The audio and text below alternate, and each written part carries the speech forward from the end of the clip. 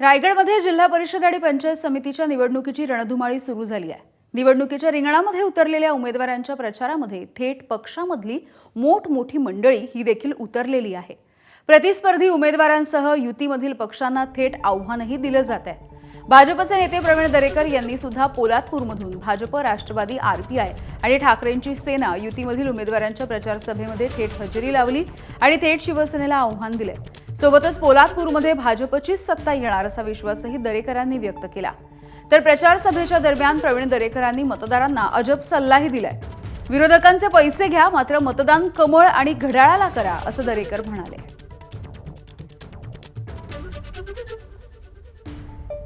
कमळाच्या चिन्हावर आणि खाली राष्ट्रवादीच्या चिन्हावर घड्याळावर आमच्या योगाज्ञा उतेकर या 100% निवडून येतील आणि तिकडच्या कापडे विभागातल्या सुद्धा राष्ट्रवादीच्या जागा आणि उभाटीची एक जागा निवडून येऊन पंचायत समितीवर पण सत्ता आज आमची त्या ठिकाणी प्रस्थापित होईल अशा प्रकारचा आम्हाला विश्वास आहे। तालुक्याचं मागासले पण घालवायचं असेल तर कदम आणि या ठिकाणी उतेकरना आपल्याला निवडून द्यायचं आहे।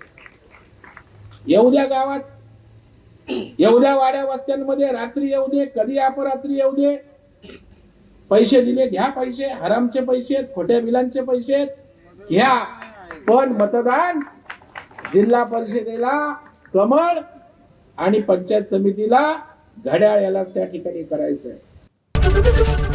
एबीपी माझा, उघडा डोळे बघा नीट।